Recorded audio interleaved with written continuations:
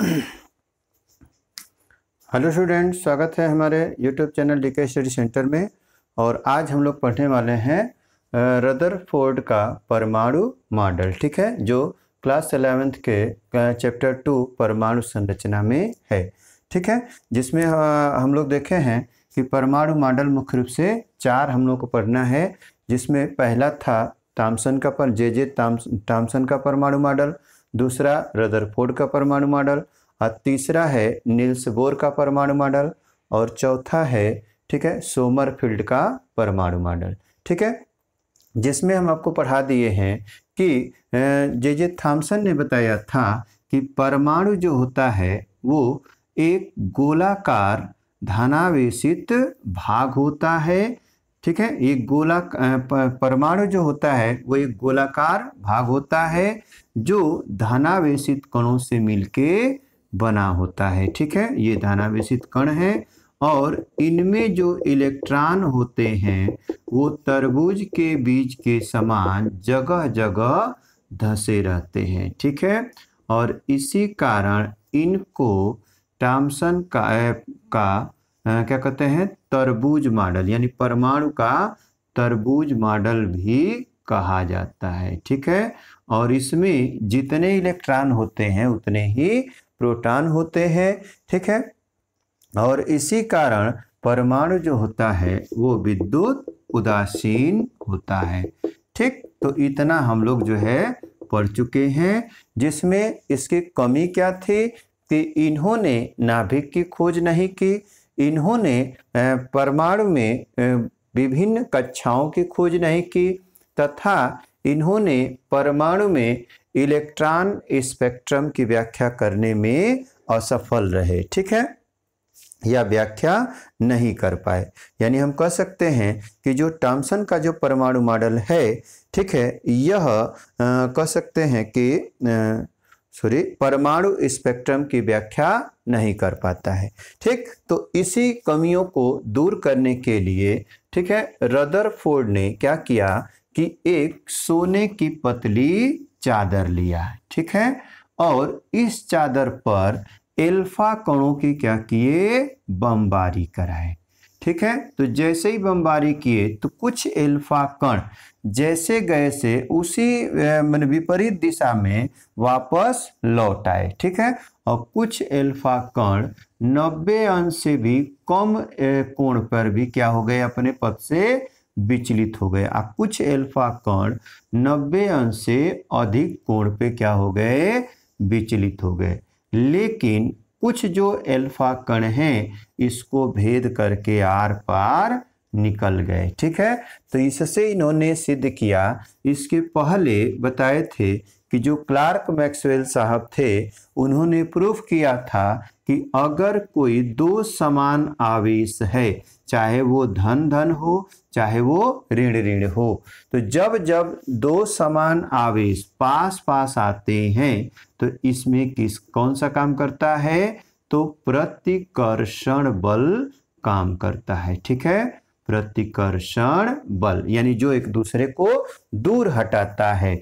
जबकि जब जो है इस पे धनावेश और ऋणावेश या जो विपरीत आवेश एक दूसरे के पास पास आते हैं तो इसमें क्या करेगा, आकर्षण बल काम करता है। ठीक है ना, आकर्षण बल कार्य करता है। ठीक, तो देखिए इसमें अब हमने यहाँ पे क्लार्क मैक्सवेल साहब ने बता दिया था, तो रदरफोर्ड जो है इन्हीं के आधार पर इन्होंने निष्कर्ष निकाला कि चूंकि हम जानते हैं कि ज्ञात जो एल्फा कण हैं इस पे क्या है, धनावेश। ठीक है, जो भी एल्फा कण की इस पे बमबारी किए तो उस पे क्या चार्ज है, धनावेशित है। ठीक है ना, तो धनावेश अगर बीच में जैसे ही हम एल्फा कण डाल रहे हैं और ये रिटर्न होके आ रहे हैं तो इसका मतलब है कि बीच में कोई तो भाग है जो क्या है, धनावेशित कणों से मिलके बना हुआ है। ठीक है, दूसरा चीज, इसका जो बाहरी भाग है वो उसमें इलेक्ट्रॉन है जिसके कारण ये एक दूसरे क्या कर रहे हैं, एल्फा कणों को आकर्षित कर रहे हैं। ठीक है ना, तो इससे इन्होंने निष्कर्ष निकाला इस एक्सपेरिमेंट से, प्रयोग से, कि परमाणु का जो है अधिकांश भाग क्या होता है, खोखला होता है, और बीच वाला जो भाग होता है वो घना और अति सूक्ष्म स्थान घेरे हुए है, जो धनावेशित कणों से मिलके बना है, और उसका नाम क्या रख दिया, नाभिक। ठीक है, उसका नाम क्या रख दिया, नाभिक। ठीक है, और जो नाभिक के बाहरी जो भाग है जिसमें इलेक्ट्रॉन पाए जाते हैं उनको नाम रख दिया क्या, कोश। ठीक है, तो ये तो हो गया रदरफोर्ड के नाभिकीय मॉडल, क्या बोलते हैं, पर रदरफोर्ड के नाभिक की खोज का जो प्रयोग है उसका निष्कर्ष। ठीक है, तो इस आधार पर अब रदरफोर्ड ने परमाणु का के बताया कि मॉडल क्या होता है। ठीक है, आप कुछ इसमें क्या किया, संशोधन किया। ठीक है, तो देखिए इसमें क्या क्या क्या संशोधन किया। तो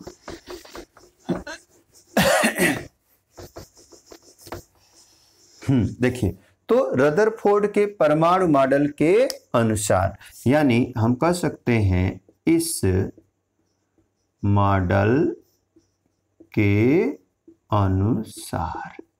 ठीक है, पहला पॉइंट हम लोग देख लेते हैं कि परमाणु जो होते हैं, परमाणु अति सूक्ष्म, ठीक है, गोलाकार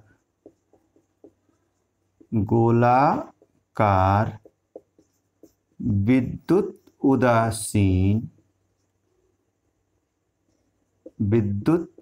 उदासीन क्या है, कण है, विद्युत उदासीन कण है, जो दो भागों से मिलकर बना है, जो दो भागों से मिलकर बना है। ठीक है, तो पहला ले लेंगे क्या, हम कह सकते हैं धनावेशित भाग, धनावेशित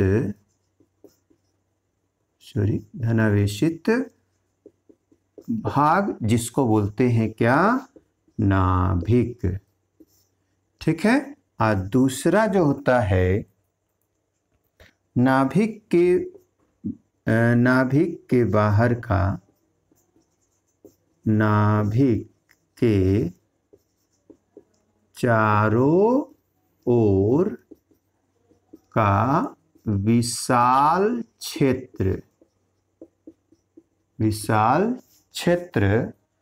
जिसमें इलेक्ट्रॉन रहते हैं, जिसमें इलेक्ट्रॉन रहते हैं, इसे क्या बोलते हैं, कोश या कक्ष। ठीक है, कोश को किस नाम से जानते हैं, सेल से, या इसी को कहते हैं ऑर्बिट्स। ठीक है, दूसरा इसको न्यूक्लियस। चलिए यहाँ पे ये ध्यान रखते हैं। ठीक है, तो यहाँ पे रदरफोर्ड ने बताया था अपने प्रयोग के आधार पे कि जो परमाणु जो होता है वो अति सूक्ष्म गोलाकार विद्युत उदासीन कण है, जो दो भागों से मिलकर बना है। पहला धनावेशित भाग यानी नाभिक, और दूसरा नाभिक के चारों ओर का विशाल क्षेत्र जिसमें इलेक्ट्रॉन रहते हैं, उन्हें क्या कहते हैं, कोश या कक्ष। ठीक है, फिर दूसरा उन्होंने बताया कि परमाणु का कुल धनावेश, परमाणु का कुल धनावेश या लगभग समस्त द्रव्यमान, लगभग परमाणु का समस्त द्रव्यमान, ठीक है, केंद्र या द्रव्यमान केंद्र या नाभिक में स्थित होता है, स्थित होता है। ठीक है। और तीसरा इन्होंने बताया कि नाभिक की जो त्रिज्या होती है, नाभिक की त्रिज्या क्या होती है, लगभग 10 के घाते -13 से, ठीक है, 10 के घाते -12 सेंटीमीटर, ठीक है, सेंटीमीटर, तथा परमाणु की त्रिज्या, परमाणु की त्रिज्या, ठीक है, लगभग 10 के घाते -8, ठीक है, सेंटीमीटर होती है। ठीक है ना। ये परमाणु की त्रिज्या लगभग कितनी होती है, तो 10 के परमाणु नाभिक की जो त्रिज्या होती है वो लगभग 10 के घाते 13 से 10 के घाते -12 सेंटीमीटर तक होती है, जबकि परमाणु की त्रिज्या लगभग कितना होती है, 10 के घाते -8 सेंटीमीटर होती है। तो इसमें थोड़ा सा आपको बता दें कि देखिए, जैसे मान लीजिए कि परमाणु जो होता है, मान लीजिए कि ये गोलाकार भाग है, ठीक है, तो इसमें जो नाभिक है वो इसमें ये होगा छोटा सा, तो नाभिक की भी जो त्रिज्या होगी वो ये होगी, ठीक है ना। नाभिक में भी एक केंद्र होगा, तो इसकी त्रिज्या जो होगी वो 10 के घाते -13 से 10 के घाते -12 सेंटीमीटर तक हो सकती है, जबकि नाभिक से और बाहरी कोश की जो बीच की दूरी होगी यानी परमाणु की त्रिज्या होगी वो 10 के घाते -8 सेंटीमीटर होगी। ठीक है ना, ये ध्यान रखना है। चलिए अब आते हैं, हाँ, परमाणु में इलेक्ट्रॉनों की संख्या परमाणु नाभिक पर स्थित आवेश की यूनिटों की संख्या के बराबर होती है। ठीक है, यानी हम कह सकते हैं कि चौथा, परमाणु में इलेक्ट्रॉनों की कुल संख्या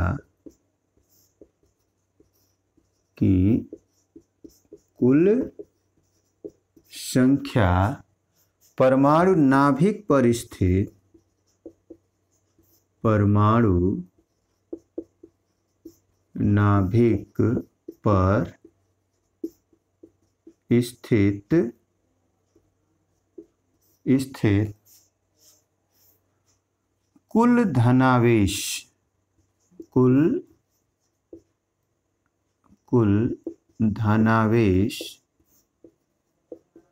यूनिटों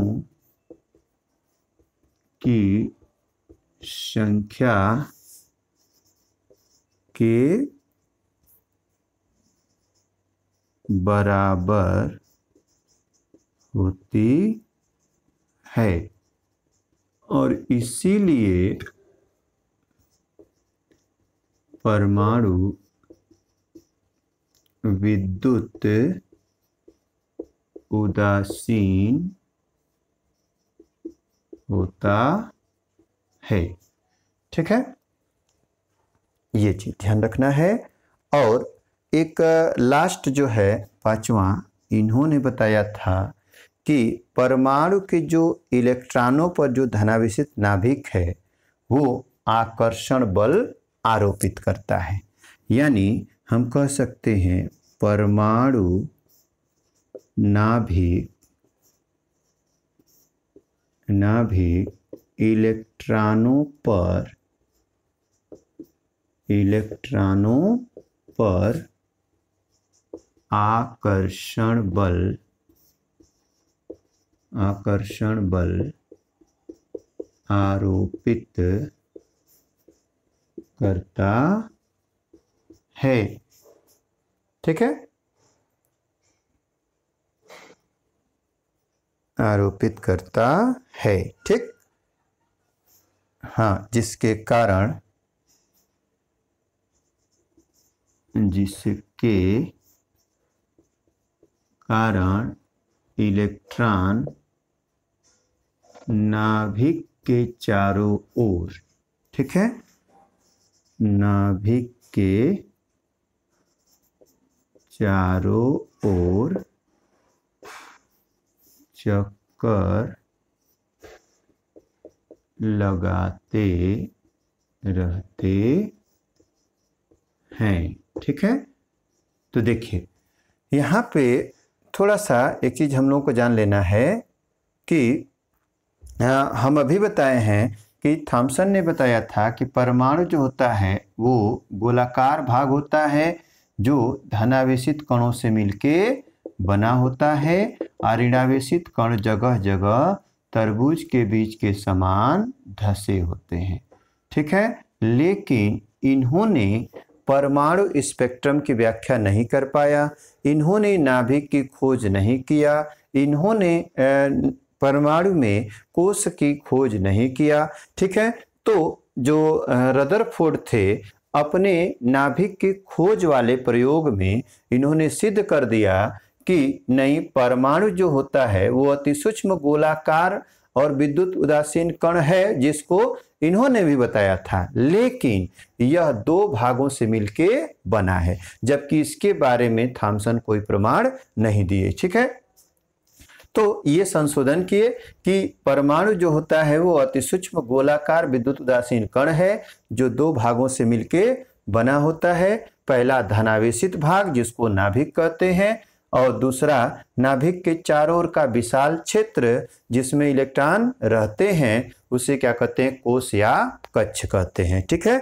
अर्थात इसको हम लोग क्या बोलेंगे, इसको बोलेंगे नाभिक, इसको बोलेंगे कोश, ठीक है, ये ध्यान रखना है। चलिए अब आते हैं दो चीज, तो नाभिक में क्या पाए जाते हैं, प्रोटॉन यानी धनावेशित कण, और कोश में क्या पाए जाते हैं, इलेक्ट्रॉन, ठीक है।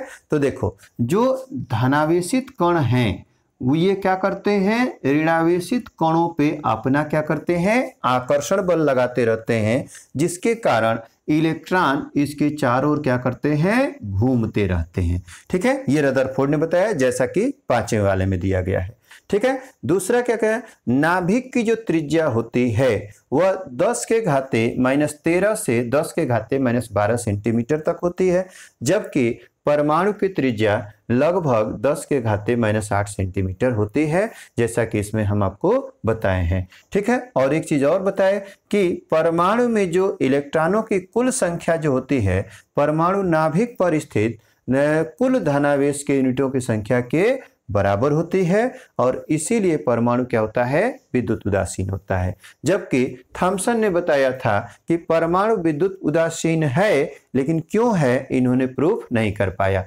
जबकि रदरफोर्ड ने बता दिया कि परमाणु में जो होते हैं वो इलेक्ट्रॉन जो होते हैं वो नाभिक के चारों ओर घूमते रहते हैं, और प्रोटॉन जो होते हैं यानी धनावेशित कण हैं वो नाभिक में रहते हैं, और जितने धनावेशित कण हैं उतने ही ऋणावेशित कण भी हैं, और इसीलिए परमाणु विद्युत उदासीन कण है। अर्थात रदरफोर्ड इसको सिद्ध कर दिए कि परमाणु विद्युत उदासीन कण है। देखिए तो अब आप सोच रहे होंगे कि थॉमसन में जब बहुत सारी कमी थी तो उनको क्यों नहीं रिजेक्ट कर दिया जाता है। तो देखिए थॉमसन ने बताया था कि परमाणु गोलाकार भाग होता है, तो परमाणु आज भी गोलाकार भाग है, और इसीलिए इसको ये रदरफोर्ड ने नहीं सिद्ध किया कि परमाणु गोलाकार है, ये तो थॉमसन ने ही बताया। बस उसमें क्या किया, रदरफोर्ड ने संशोधन किया कि उन्होंने कहा कि हाँ परमाणु गोलाकार भाग होता है, जबकि वो कहे कि परमाणु में जो होता है गोलाकार भाग होता है धनावेशित कणों से मिलकर बना होता है, जबकि रदरफोर्ड कहे कि गोलाकार भाग होता है धनावेशित ऋणावेशित कणों से मिलकर भी बना होता है, लेकिन इसमें दो भाग होते हैं। कौन कौन, तो नाभिक और उसके विशाल क्षेत्र कोश, ठीक है। जबकि इनके नाभिक और कोश के बारे में इन्होंने थॉमसन ने कोई व्याख्या नहीं किया, या उसके बारे में उनको पता नहीं लगा पाए, ठीक है। तो ये रहा 5 जो है रदरफोर्ड का परमाणु मॉडल का जो है सिद्धांत या नियम, या इसको हम कह सकते हैं इनकी व्याख्या कि इन्होंने क्या दिया था, ठीक है।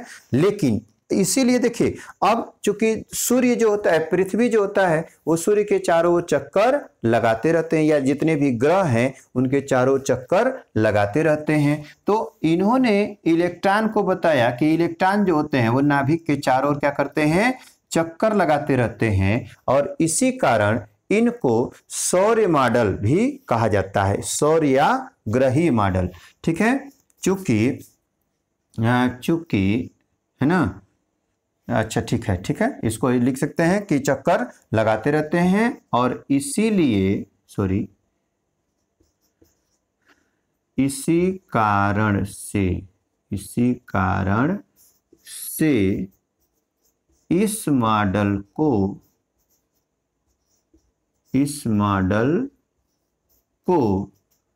सौर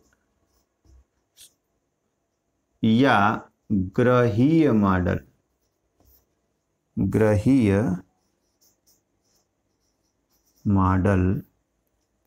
ठीक है, भी कहते हैं।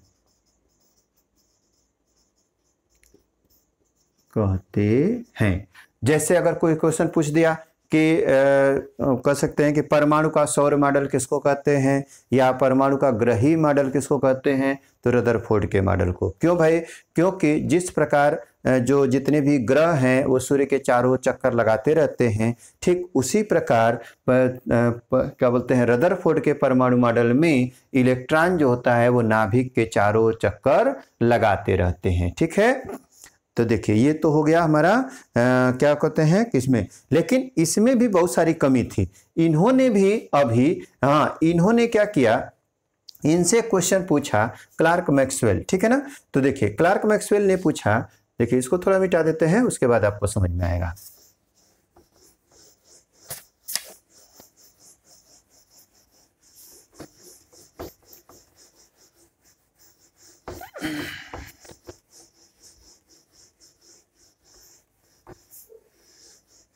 देखिए, तो इन्होंने देखिए रदरफोर्ड के परमाणु मॉडल में दोष, ठीक है। तो देखिए इन्होंने बताया कि जो परमाणु होता है वो गोलाकार होता है, और इसमें क्या होता है कि बीच में धनावेशित कण होते हैं और इलेक्ट्रॉन इसके चारों चक्कर लगाता रहता है। ठीक है, तो देखिए एक क्लार्क मैक्सवेल वैज्ञानिक थे, ठीक है ना, क्लार्क मैक्सवेल,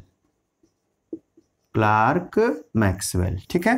पहले हम इसको लिख लेते हैं, रदरफोर्ड के परमाणु मॉडल में कमियां, ठीक है। रदरफोर्ड के परमाणु मॉडल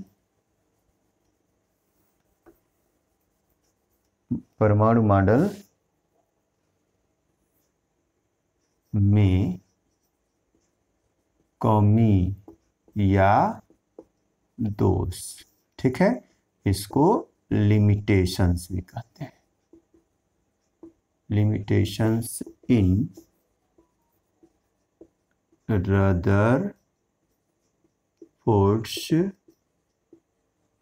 एटॉमिक मॉडल, ठीक है ना। देखिए रदरफोर्ड के परमाणु मॉडल में क्या कमी थी, तो देखिए जो क्लार्क मैक्सवेल थे इन्होंने सिद्ध किया था कि अगर कोई भी कण है और वह गतिशील है तो वह लगातार ऊर्जा का क्या करेगा, उत्सर्जन करेगा, और एक समय ऐसे आएगा कि उसकी ऊर्जा धीरे धीरे क्या हो जाएगी, कम हो जाएगी, और वह जो है गिर जाएगा। जैसे मान लीजिए कि अगर आपको लगातार दौड़ा दिया जाए लेकिन उसकी निश्चित सीमा न किया जाए, तो आप कुछ दूरी तक जाते जाते जाते जाते थक जाएंगे और वहीं पे आप रुक जाएंगे, ठीक है। तो इनसे रदरफोर्ड से जो क्लार्क मैक्सवेल थे उन्होंने पूछा कि भाई बताइए कि यहाँ नाभिक है और यहाँ इलेक्ट्रॉन है, ठीक है, और ये नाभिक जो है इलेक्ट्रॉन पे क्या कर रहा है, आकर्षण बल लगा रहा है, ठीक है। तो होता क्या है कि जब ये लगा रहा है और जब इलेक्ट्रॉन ये नाभिक के चारों ओर घूम रहा है, तो घूमने में इसकी ऊर्जा तो कम होनी चाहिए, अब कम होते होते एक समय ऐसे आना चाहिए कि जब जा करके यह नाभिक में मिल जाए, जबकि ऐसा होता नहीं है, ठीक है। तो इनसे पूछा गया कि भाई क्यों ऐसा नहीं होता है, तो इन्होंने इसको जवाब नहीं दे पाया, ठीक है। तो इनसे ये कहा गया कि यह जो है परमाणु के अस्थायित्व की व्याख्या करने में असफल रहे। ठीक है, कि अर्थात इससे जो है अगर मान लीजिए कि यह इलेक्ट्रॉन इसके चारों ओर घूमते घूमते जाता है, इसकी ऊर्जा अगर कम होती जाती और यह जाके नाभिक में मिल जाता तो क्या आज परमाणु परमाणु रहता? तो नहीं, जबकि ऐसा होता नहीं है, लेकिन इसको इन्होंने सिद्ध नहीं कर पाया कि क्यों ऐसा नहीं होता है। ठीक है, अर्थात इसमें पहली कमी क्या थी कि यह मॉडल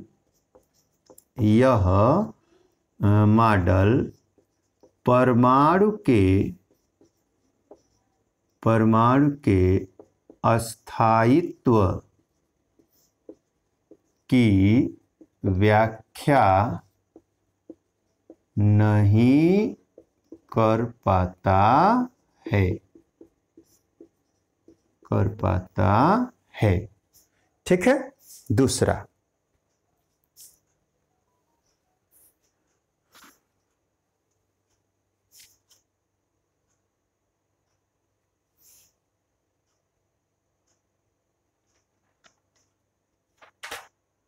ठीक है, तो देखो यहाँ पे क्या होता है कि दूसरा अगर देखते हैं कि इनसे दूसरा था कि अगर कोई इलेक्ट्रॉन, ठीक है, कोई इलेक्ट्रॉन जैसे मान लीजिए कि यहाँ पे नाभिक है और इसके चारों निश्चित वृत्तीय कक्षाएं हैं। ठीक है, ये चीज इन्होंने देखते हैं। ठीक है, तो यह जो है इनमें यदि नाभिक की परिक्रमा करता हुआ इलेक्ट्रॉन लगातार सृजन करता है तो सतत स्पेक्ट्रम अर्थात स्पेक्ट्रम प्राप्त होनी चाहिए, परंतु वास्तव में ऐसा नहीं।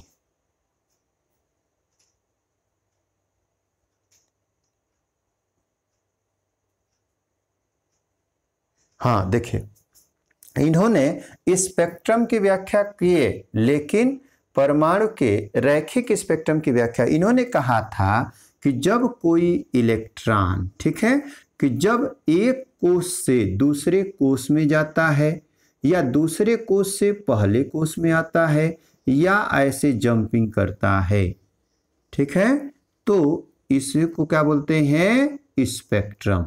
लेकिन हाँ, इसमें चूंकि इलेक्ट्रॉन बहुत सारे रहते हैं, ठीक है, तो ये लगातार जब इलेक्ट्रॉन जा रहा है तो इनसे पूछा गया कि अगर कोई भी इलेक्ट्रॉन है और वह लगातार कहीं जा रहा है, ऊपर नीचे ऐसे ऐसे जा रहा है, तो इसका स्पेक्ट्रम तो लगातार मिलना चाहिए। जबकि इन्होंने देखा कि कोई इलेक्ट्रॉन का कोई निश्चित आवृत्ति नहीं है, माने ये लगातार इधर उधर नहीं जा रहा है। हो सकता है कि ये जाके यहाँ रुक गया, फिर दूसरा इलेक्ट्रॉन यहाँ से ऐसे आया, ऐसे गया ऊपर नीचे। ठीक है, कि माने जब कोई इलेक्ट्रॉन, ठीक है, यहाँ पे देखिए इसमें क्या है, यह उच्च ऊर्जा स्तर का कोष है, यह निम्न ऊर्जा स्तर का कोष है। ठीक है ना, तो अब निम्न ऊर्जा स्तर से जैसे KLMNO ये लगभग 7 कोष हैं। ठीक है, तो सबसे कम ऊर्जा वाला जो कोष है वो नाभिक के पास में रहता है। ठीक है ना, नाभिक के पास में रहता है। ठीक, तो इन्होंने देखा कि कोई भी इलेक्ट्रॉन ऊर्जा का उत्सर्जन या अवशोषण कब करता है? जब वह अपने कोष से किसी दूसरे कोष में जाता है। तो जब लोअर यानी निम्न ऊर्जा स्तर से उच्च ऊर्जा स्तर में जाएगा तो वह इलेक्ट्रॉन ऊर्जा का क्या करेगा? अवशोषण करेगा। जबकि अगर कोई भी उच्च ऊर्जा स्तर से निम्न ऊर्जा स्तर में इलेक्ट्रॉन आ रहा है तो वह ऊर्जा क्या करेगा? उत्सर्जन करेगा। और जो भी ऊर्जा का उत्सर्जन करेगा वह मुख्य रूप से प्रकाश के रूप में करेगा। ठीक है, तो देखिए इससे यह सिद्ध हुआ कि इन्होंने कई एक आवृत्ति की जो है स्पेक्ट्रम की व्याख्या की, तो इन्होंने परमाणु के रैखिक स्पेक्ट्रम की व्याख्या करने में क्या हो गए? असफल है। माने चूंकि उनकी जो आवृत्ति है वो एक निश्चित रेखा में, चूंकि ये कहीं इलेक्ट्रॉन जा रहा है तो कहीं भी जाएगा तो उसका रास्ता ऐसे प्रकाशित होना चाहिए और एक लगातार होना चाहिए, जबकि ऐसा इन्होंने प्रूफ नहीं कर पाया। अर्थात इन्होंने इसकी दूसरी कमी क्या थी कि यह मॉडल परमाणु के रैखिक स्पेक्ट्रम की व्याख्या करने में असफल रहा। ठीक है, असफल रहा। तो अब इस कमी को कौन दूर करेगा? तो इस कमी को अब दूर करेंगे नील्स बोर। ठीक है, अब हो सकता है उसमें अगर कोई कमी रह जाएगी तो अगला वाला मॉडल में दूर होगा। ठीक है, उसमें कमी रह जाएगी तो एक नया मॉडल, जैसे मोबाइल का जो है आप देखते हैं कि जनरेशन, ठीक है, पहले 2G आया, फिर 3G आया, फिर 4G आया, अब 5G, अब 6G भी लॉन्च हो गया है। हो सकता है कुछ दिन के बाद 7G आ जाए जनरेशन।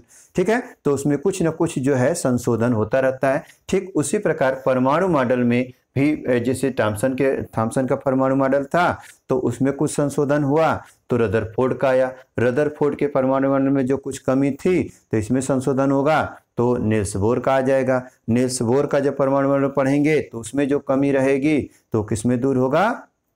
तो हमारा क्या बोलते हैं, सोमरफील्ड में दूर होगा। हो सकता है सोमरफील्ड जो है आपके सिलेबस में ना हो, लेकिन फिर भी हम आपको पढ़ा देंगे यहाँ पे। ठीक है, तो उम्मीद है ये वीडियो आपको पसंद आएगी। ठीक है, और उम्मीद है ये टॉपिक आपको अच्छे से समझ में आएगा। हाँ, अगर वीडियो पसंद आती है तो वीडियो को लाइक कीजिए, शेयर कीजिए और चैनल को सब्सक्राइब जरूर कीजिए।